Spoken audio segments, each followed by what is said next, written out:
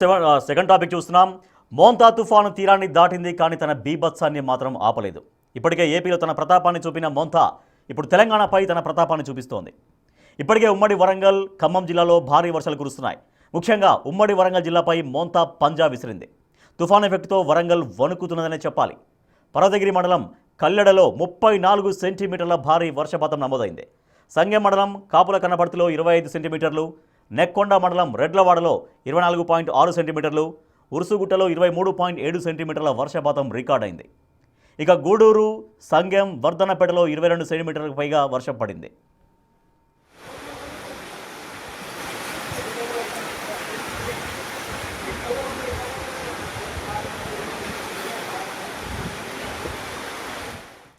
హన్మకొండలోనూ వరద బీభత్సం సృష్టించింది. జనజీవనం స్తంభించిపోయింది. ఇళ్లలోకి వరద చేరుతుండడంతో ప్రాణాలు కాపాడుకునేందుకు ప్రజలు మొదటి అంతస్తులోకి వెళ్తున్నారు. ఓవరాల్గా హన్మకొండ నగరం జల దిగ్బంధంలో చిక్కుకుందని చెప్పొచ్చు.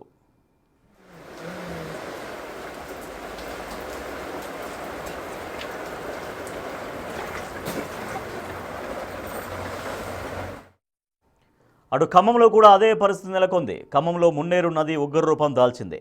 17 అడుగుల వద్ద మొదటి ప్రమాద హెచ్చరిక జారీ చేశారు అధికారులు. నది నీటి మట్టం 19 అడుగులకు చేరుకునే అవకాశాలు కనిపిస్తుండడంతో అలర్ట్ అయ్యారు అధికారులు. ఎగువ ప్రాంతాన ఉన్న మహబూబాబాద్ జిల్లాలో అత్యధిక వర్షపాతం నమోదు కావడంతో మున్నేరు నదికి వరద పోటెత్తింది. దీంతో లోతట్టు ప్రాంతాల్లో ఉన్న పరిసర ప్రాంత ప్రజలను పునరావాస కేంద్రాలకు తరలించేందుకు ఏర్పాట్లు చేశారు అధికారులు.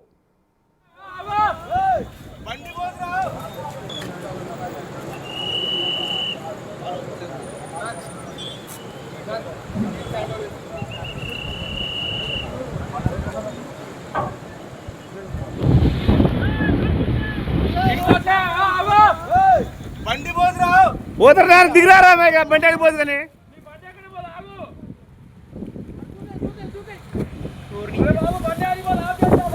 బయట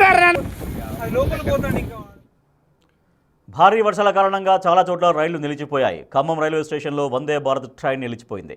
వైజాగ్ నుంచి సికింద్రాబాద్ వెళుతున్న వందే భారత్ రైలును ఖమ్మం స్టేషన్లో నిలిపేశారు అధికారులు. దీంతో సికింద్రాబాద్, వరంగల్ నుంచి విజయవాడ వెళ్తున్న రైళ్లు నిలిచిపోయాయి. మరోవైపు మహబూబాబాద్ జిల్లాలో రైలు పట్టాలపైకి వరద నీరు చేరింది. డోర్నకల్ రైల్వే స్టేషన్లో పట్టాలపై నుంచి వరద నీరు ప్రవహిస్తుండడంతో రైళ్ల రాకపోకలు నిలిచిపోయాయి.